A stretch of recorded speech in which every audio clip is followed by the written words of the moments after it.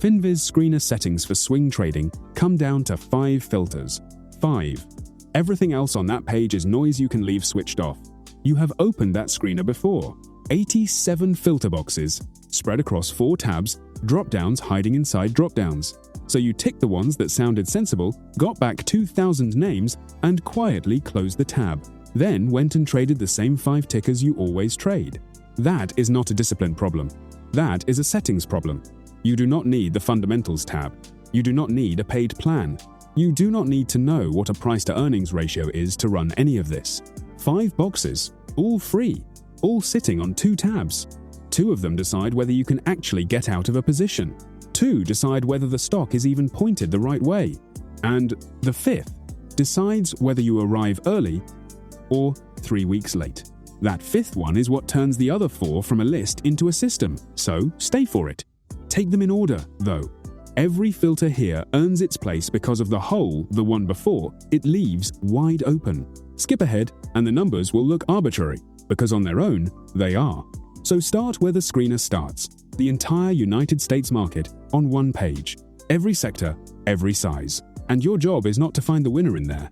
Your job is to delete everything that was never a candidate in the first place. A screener does not find trades. It removes the stocks that were never going to be one.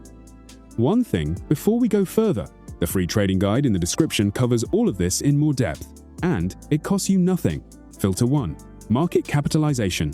Descriptive tab, top row, the box marked Market Cap. Open it, and you get 16 choices. Mega, large, mid, small, micro, nano, and then a set of them carrying a plus or a minus in front. Those prefixes are the part people misread. A plus means this size and everything above it. A minus means this size and everything below it. So minus large is every company under 200 billion, which is almost the whole market and filters essentially nothing. And it gets picked constantly because it looks decisive. Set it to plus small, over $300 million. Here is what that single click removes. Microcaps and nanocaps, companies under 300 million, are where the halts live. Where a stock gaps on a press release, nobody can verify. Where the difference between the price you buy at and the price you sell at can be a serious slice of the position before you have done anything at all. A swing trade is held for days. Days means overnight, and overnight means the market has to still be there in the morning. Why not go higher though? Because plus mid, over 2 billion, is the change most people make next, and it feels safer. What it actually does is delete the entire small cap band, and that band is where the widest percentage moves happen. You are not screening for safety. You are screening for names that move enough to be worth a week of your attention and that you can still get out of. So, plus small. And now watch what it does not fix. Market capitalization measures the company, not the trading. A $2 billion company can trade 80,000 shares in a day and nobody notices. Put a real position into that, and you are not trading the stock, you are the volume in it. Size on paper, and no way out, which is filter 2. Filter 2, average volume. Same tab, further along the row. Average volume, 20 options, running from under 50,000 all the way up to over 2 million, with a handful of ranges at the bottom. Set it to over 500,000. And notice the word average. Sitting right next to it is a box called current volume, and they are not doing the same job. Current volume is today. Average volume is the habit. For a day trade, today is exactly what matters. For a swing trade, you are going to be holding this thing on Tuesday and Wednesday, and possibly Friday. So what you need to know is whether this stock reliably trades, not whether it happened to be busy this morning. Average volume answers the question you are actually asking. 500,000 shares is roughly where the order book stops being a rumor. Below that, your stop loss is a suggestion. The price you set and the price you get become 2 different numbers, and the gap between them is your money. And that gap does its worst damage on exactly the day you need it least, the day the stock gaps against you and everyone reaches for the exit at the same moment. Thin names do not fail gently, they fail all at once. Liquidity is the only setting on this page that decides whether you can leave, and that one has a hole in it too. Volume with no price floor lets the cheap stuff walk straight through. A $3 stock trading 4 million shares a day passes with room to spare. It is liquid. It is also $3. Filter 3, price. Descriptive tab again, and this is the deepest drop-down of the 3, 42 options. Under $1, under 2, over 5, over 10, over 20, ranges in between. Set it to over $10. 3 reasons, and none of them are snobbery. First, the spread. On a stock trading at $4, a few cents of spread is a real fraction of the move you are trying to catch. On a stock at 80, the same few cents is nothing at all. Second, below $10 is where reverse splits and repeated share issuance live, and both of those chew up chart history. The levels you are reading may not be levels the stock ever genuinely traded at. Third, and this is the blunt one, cheap stocks are usually cheap for a reason, and the reason is normally printed in a filing you did not read. There is a quieter benefit as well. A price floor makes your position sizing consistent. When the names on your list all trade in a similar range, the number of shares you buy stops swinging wildly from one idea to the next, and your risk per trade starts behaving like a rule instead of an accident. A cheap stock is not a discount. It is usually a warning. So, 3 filters in, and all 3 are flaws, 1 under the size of the company, 1 under the daily volume, 1 under the share price. The list is already a fraction of what it was, and every name left on it is something you could genuinely buy and genuinely sell. And not one of those 3 has said a single word about whether the stock is going up. That is the flaw in almost every screen people build. Everything so far describes the vehicle. Nothing describes the direction. You have filtered for tradable, and tradable happily includes every stock that has been falling for 6 straight months, which is what the next 2 filters fix. And the first of them is the one nearly everybody sets slightly wrong. Filter 4, the 50-day simple moving average. New tab for this one. Everything so far has been descriptive. The last 2 filters live under technical. Find the box labeled 50-day simple moving average and open it. 27 options. Price below, price above, price crossed, and then a long tail of percentage variance. Set it to price above the 50-day simple moving average. That is the whole click, and the entire falling half of the market disappears. Why that average and not another? Because 50 trading days is roughly the last 10 weeks, about a quarter of a year, slow enough that a 2-day scare does not flip it, fast enough that it turns while a swing trade is still worth taking. The 200-day is far too slow to time anything with. The 20-day flips so often you would be rebuilding your list every second morning. 50 sits in the middle, and it also happens to be the line the largest number of market participants are genuinely watching, which is a reason on its own. A level everybody can see behaves differently to a level only you can see. Now, that same dropdown offers you something that looks tempting and is not. Price crossed the 50-day above. It is right there, a few rows down, and it sounds sharper. Catch the exact moment the trend turns. The trouble is that it only returns stocks which crossed on that particular day. Miss an evening and the setup is gone from your list forever. Because the cross is an event, and events expire. Price above the 50 is a state, and a state is still true tomorrow. For a swing screen, you want the state. Save the crossings for the days you are hunting fresh breakouts. But look closely at what price above really means, because this is where it goes sloppy. Answer this one before I do. Honestly, in your head, 2 stocks. Both sit above the 50-day simple moving average, so both pass this filter. The first is 30% above it. The second is 2% above it. Which one is the swing candidate? Both of them are wrong answers, and they are wrong in opposite directions. Price above the 50 is a yes or no. It tells you a trend exists. It tells you nothing whatsoever about how much of that trend is left. 30% above the line is not strength. It is extension. The move already happened, and you would be buying the part that everyone else is selling into. 2% above the line might be a healthy pullback, or it might be a stock in the middle of losing the level completely. This filter cannot tell those two apart. It was never built to. Price above a moving average tells you the trend exists. It never tells you how much of it is left. So filter 4 is doing half a job. It removed the downtrends. It did not rank what is left, and it certainly did not tell you where in the move you are arriving, which is filter 5. And filter 5 is what separates a screen that produces trades from a screen that produces a very long, very tidy list of stocks you already missed. Filter 5. The 52-week high and low. Still on the technical tab, near the bottom. The box is labeled 52-week high/low, and it is the widest drop-down in the entire screener. 38 options. New high, new low, 5% or more below the high, 10% or more below, 20, 30, all the way down to 90. And then, further along, a small cluster almost everybody scrolls straight past. 0 to 3% below the high, 0 to 5% below, and 0 to 10% below the high. That last one is the setting, 0 to 10% below the high. Read what it actually does, because it is not the obvious choice. And that is precisely the point. It is a band, not a threshold. It says, show me stocks trading close to their best price of the last year, but not sitting exactly on it. Compare that with what people normally pick. They see new high, they take it, because a new high sounds like strength. And it is strength. It is also, very often, the top of the current leg. The candle everybody is already in. The one with no room left before the first wave of profit-taking arrives. Screen for new highs and you will build a beautiful watch list of stocks that had their move yesterday. 10% or more below the high has the opposite problem. That is a stock which has already broken. It might recover, but you have just screened for damage and called it opportunity.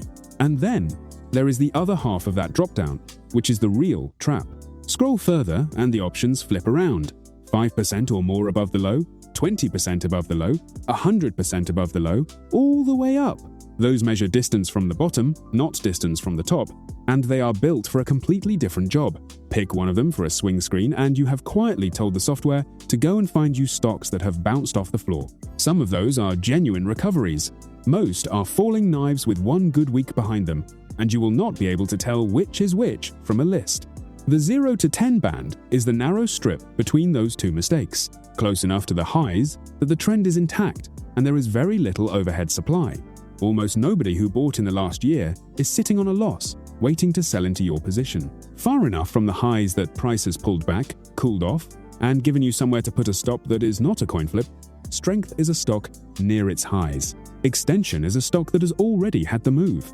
And there is a second thing that band quietly hands you, which almost nobody mentions. It builds the pullback into the screen itself. You are no longer scanning for entries and then waiting around for a retrace. The retrace is a condition of appearing on the list at all. The screen and the setup stop being two separate jobs. So there are the 5. Over 300 million in size. Over 500,000 shares a day. Over $10. Above the 50-day simple moving average and 0 to 10% below the 52-week high. 2 tabs, 5 boxes. Nothing paid, nothing exotic, and not one number from the Fundamentals tab. Run that and the list is genuinely usable for the first time. A few hundred names instead of thousands, every one of them liquid, trending, and pulled back rather than extended. A few hundred, which, if you are honest about how much time you have on a Tuesday evening, is still far too many to look at properly. And there is one more box, a 6th setting, which is not part of the 5 because it does something different from the other 5. It does not remove more names, it changes what the 5 in front of it mean. The 200-day simple moving average. It sits directly beneath the 50-day box on the technical tab. 36 options this time. Set it to price above the 200-day simple moving average. On its own, that filter is close to useless for a swing trade. 200 trading days is about 10 months. It moves so slowly that by the time it tells you anything, the move it is describing is a memory. If you ran that single setting and nothing else, you would be worse off than with no screen at all, because you would feel filtered. Paired with the 50, it becomes a completely different tool. Here is the logic. Above the 50 and above the 200 is a stock where the 10-week trend and the 10-month trend agree with each other. Above the 50 but below the 200 is a bounce inside a longer decline, and a bounce inside a decline is the single most expensive thing a swing trader can mistake for a trend, because for the first fortnight, the two look identical. Same green candles, same reclaim of the 50, same tidy little pullback that looks entirely buyable. The only thing separating them is a line most screens never bother to check. That is what a Confluence filter is for. It does not find the setup. It removes the version of the setup that is lying to you. Here is one worth stopping on. 2 names come off the screen. The first is at a brand new 52-week high, well clear of both averages. The second is 6% below its high, above both averages, and has spent 9 sessions going sideways. Which one belongs on the list? The second, and not for the reason most people give. The first gives you no reference at all. No recent swing low to hide a stop behind. Nothing but open air underneath. So your risk becomes whatever you decide to invent. The second has 9 sessions of structure. There is a low, there is a level. Your stop has a reason to be exactly where it is. And a stop with a reason is the difference between a plan and a hope. Now the honest part. and it matters more than any setting on the page. Every one of these 6 filters can be satisfied by a stock that then goes straight down. Look at Nvidia on the daily chart this year. In early June, it traded around $232, a couple of percent below its yearly high, sitting comfortably above both moving averages. Enormous volume. It passes every filter on this list cleanly. 6 weeks later, it was trading near 190. Nothing in the screen was wrong. The screen did its job perfectly, and that trade still would have failed. And there was nothing you could have added to the screener to avoid it. No extra box, no cleverer setting. What that particular chart was showing in June was a lower high after a sharp run, a detail that lives in the shape of the candles, and the shape of the candles is not something a drop-down can see. That is exactly why the last step happens on the chart and not on the screen. That is not a flaw in the filters. That is what filters are. Which brings us to the one mistake. The mistake that makes people quietly abandon screeners about a month after building one. They treat the output as a signal list. It is a candidate list. Those 563 names, and that is the genuine count the last time this exact screen was run, are not 563 trades. They are 563 stocks that have passed every test you can automate so that you can spend your actual attention on the tests you cannot. Structure, the shape of the pullback, whether the last 3 candles are contracting or expanding, where the obvious stop sits, and whether the distance to it is a distance you can accept. The screen gives you the names. The chart gives you the trade. There is a related mistake worth naming, because it is the most common thing people bolt onto a screen like this and it quietly ruins it. Relative volume. It is sitting a couple of boxes along. It sounds obviously useful, and for a day trade it genuinely is. Relative volume compares today against the usual, so it finds the names that are unusually busy right now. But a swing candidate is normally quiet. It has pulled back. It has gone sideways for a week. The excitement has drained out of it. That is the condition you want. Screen for unusual activity, and you will systematically delete the calm setups and keep the ones already in motion, which is the opposite of everything the other 5 filters just did for you. 2 small things that make the list manageable, and both take a second. First, sorted by volume, highest first. The most liquid names float to the top, and the top 30 of a well-built screen will hand you more usable setups than the tail of 500 ever will. Second, once the screen is built, the whole thing lives in the address bar. Bookmark that page, and every filter comes back exactly as you left it. No rebuilding, no forgetting which boxes you ticked. And switch the view to charts. Instead of a table of numbers, you get a wall of thumbnails, 20 little price charts at a time, and you can throw out the ugly ones in about 15 seconds without opening a single one properly. So, the whole thing in one pass. Market capitalization over 300 million, so you are not trapped in something you cannot exit. Average volume over 500,000, so the exit is real. Price over $10, so the spread is not eating the move. Price above the 50-day simple moving average, so the trend actually exists. 0 to 10% below the 52-week high, so you arrive early in the leg instead of late. And price above the 200-day, so the 10-week trend and the 10-month trend are telling you the same story. 6 boxes, 2 tabs, every single one of them free. You now have the screen. Go and build it tonight. Save it, then open it once, tomorrow evening, after the close. Read the top 30 names, and throw away every one that does not show a clean pullback you can put a stop underneath. That is the entire routine, and it takes about 10 minutes. There is a piece missing from all of this.